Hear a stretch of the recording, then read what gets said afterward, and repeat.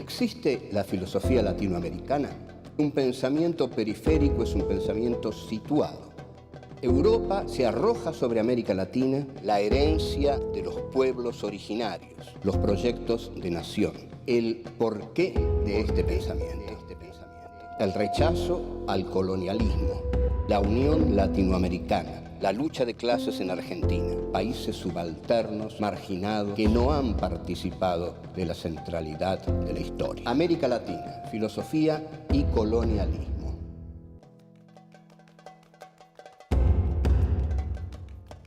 Encuentro 5. El pensamiento de José Martí. 1. Un hombre de acción y de letras. 2. La tierra y la patria. 3. Morir de cara al sol. 4. La poesía de José Martí.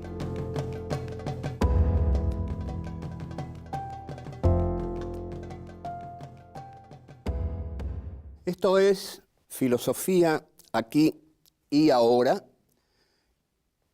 Es nuestro quinto encuentro del cuarto ciclo y este quinto encuentro va a estar dedicado a José Martí.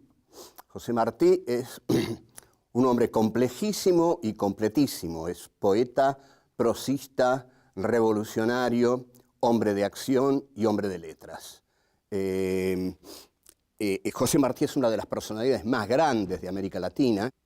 Es un hombre que ha escrito muchísimos libros porque también escribió muchísima prosa periodística porque viajó mucho y en Estados Unidos y en Europa escribió tal como escribe un intelectual comprometido, escribe mucho porque quiere dar su testimonio y como quiere dar su testimonio, la compulsión a escribir es muy grande porque el dar su testimonio a veces lo lleva a la desesperación. Entonces, a la desesperación de dar su testimonio y de que las cosas no cambien. Escribió muchísimos tomos y siempre con una prosa brillante y ejemplar. Cuba y Puerto Rico son las dos últimas colonias americanas que salen de la órbita del Imperio Español.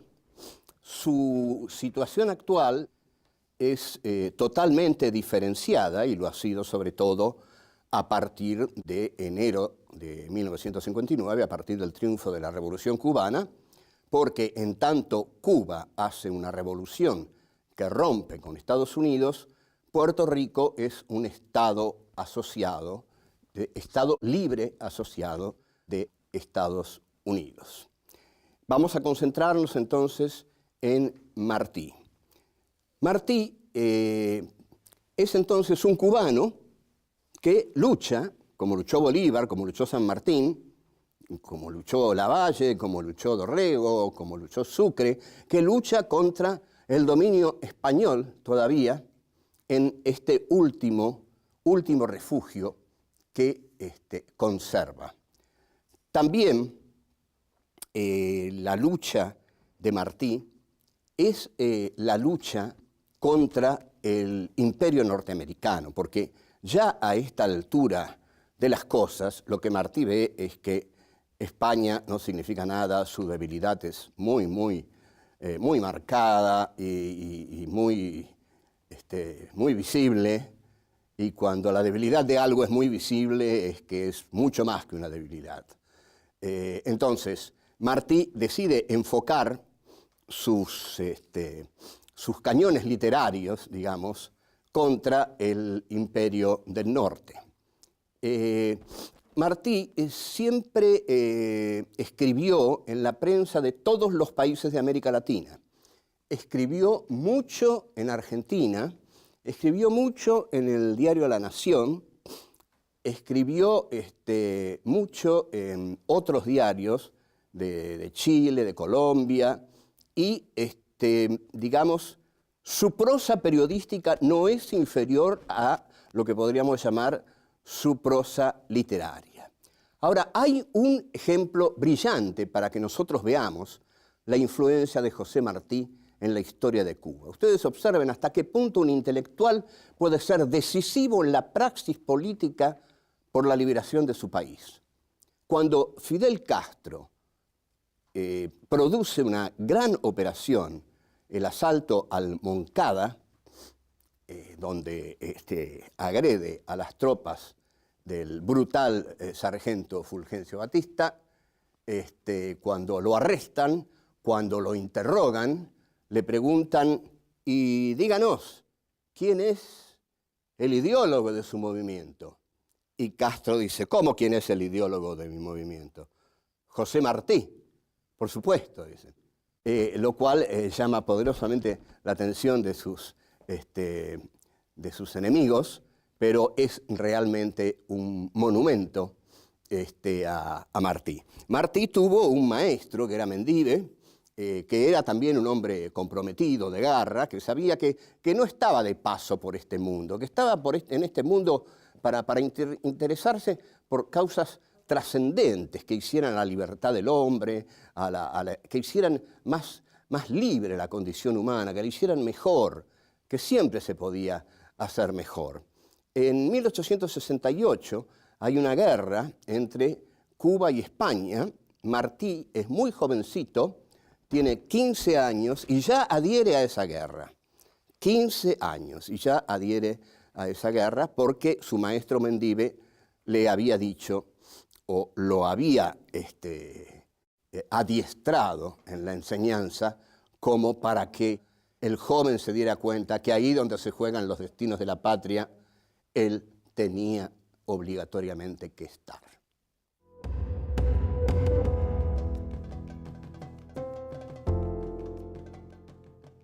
Como todo intelectual comprometido que se precie, José Martí comienza a partir de 1869 a editar una revista, a través de la cual va a poder difundir sus ideas, que son las ideas libertarias de un cubano que quiere que su país sea libre del yugo español que lo somete.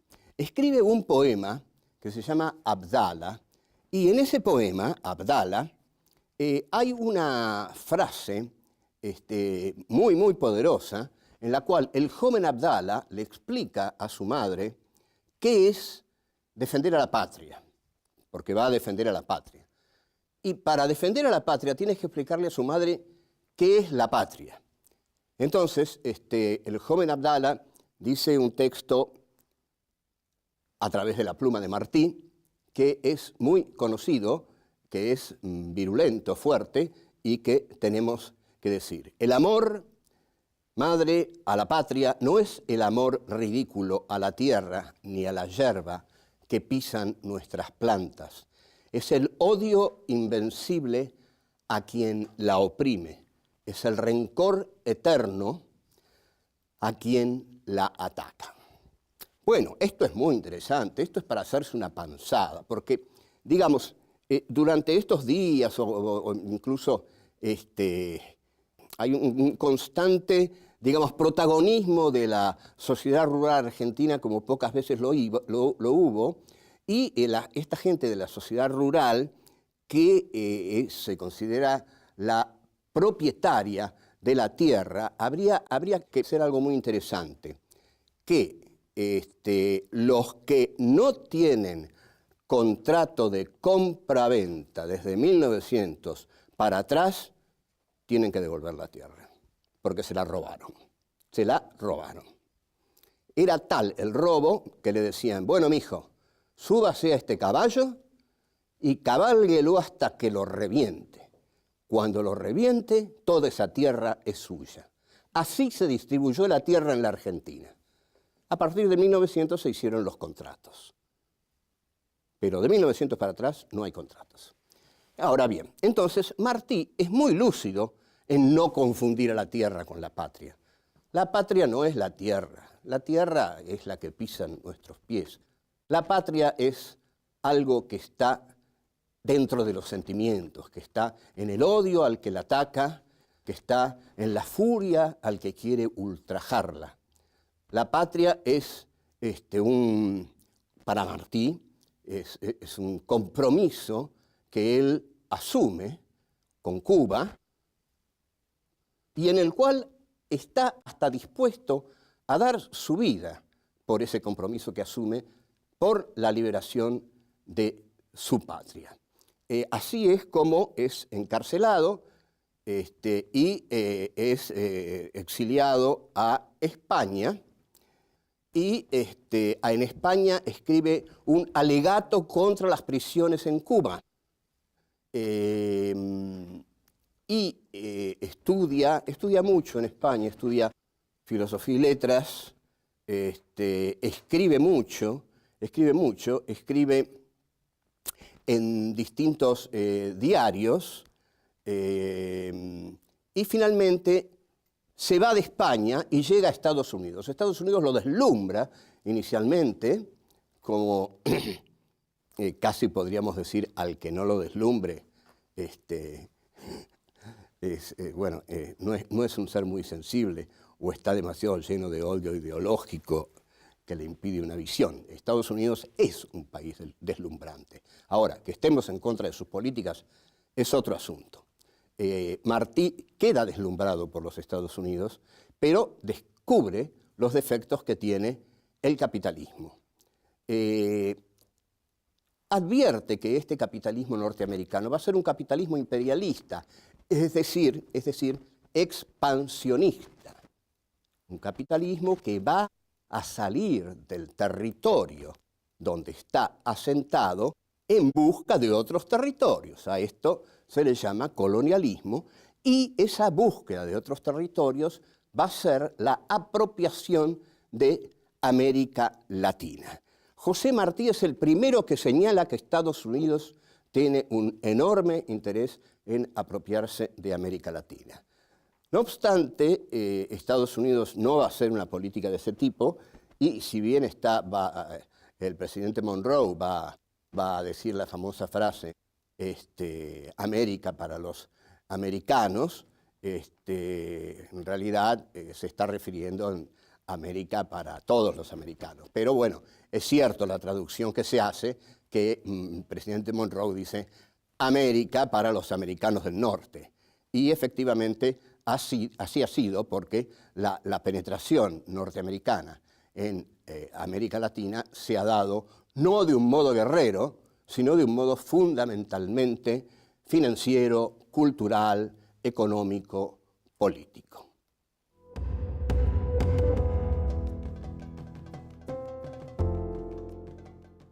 Martí no dura vivo mucho tiempo en esta guerra. En realidad estaba tan poco dotado para las guerras que en ninguna iba a durar demasiado.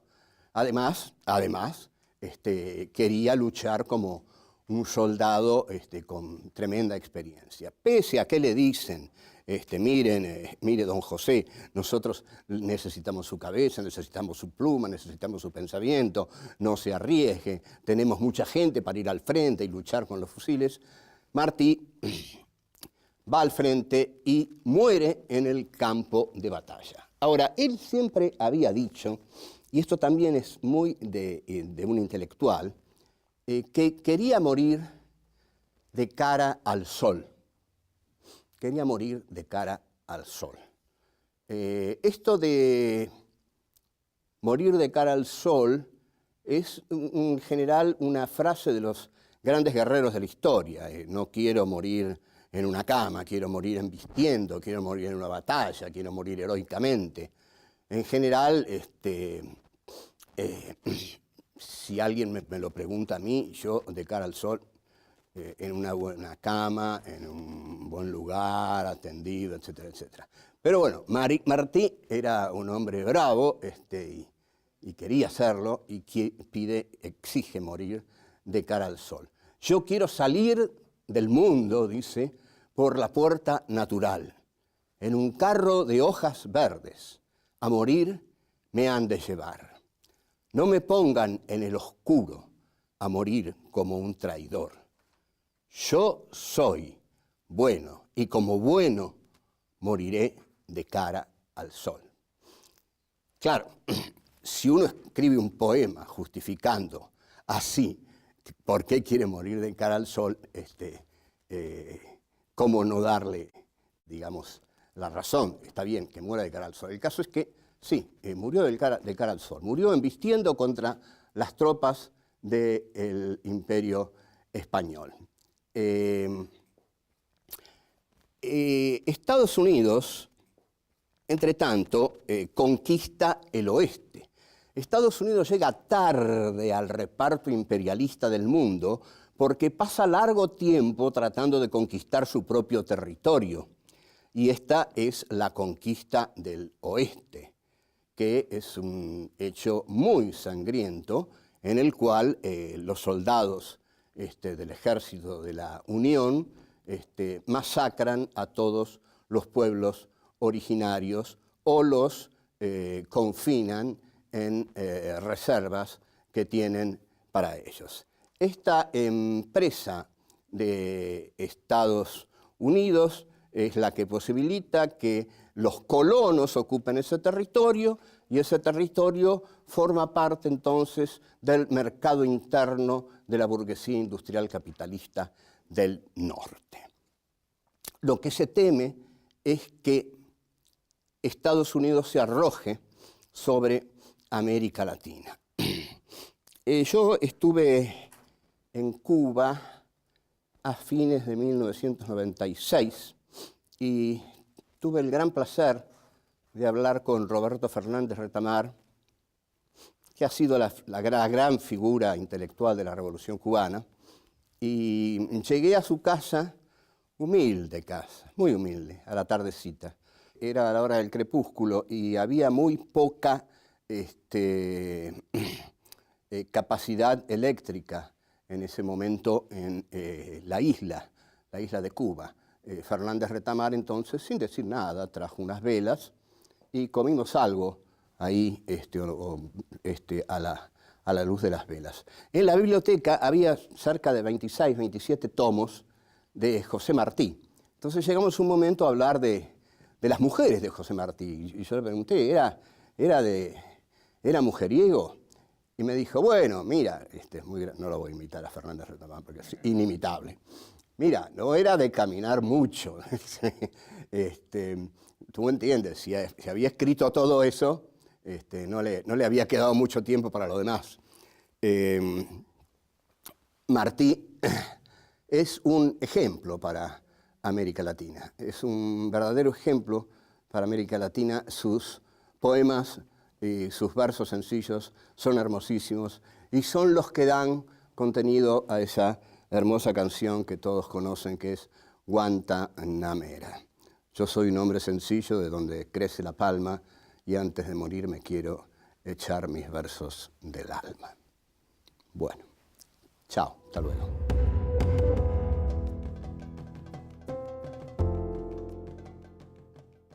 La poesía de José Martí ha recibido elogios unánimes, elogios universales.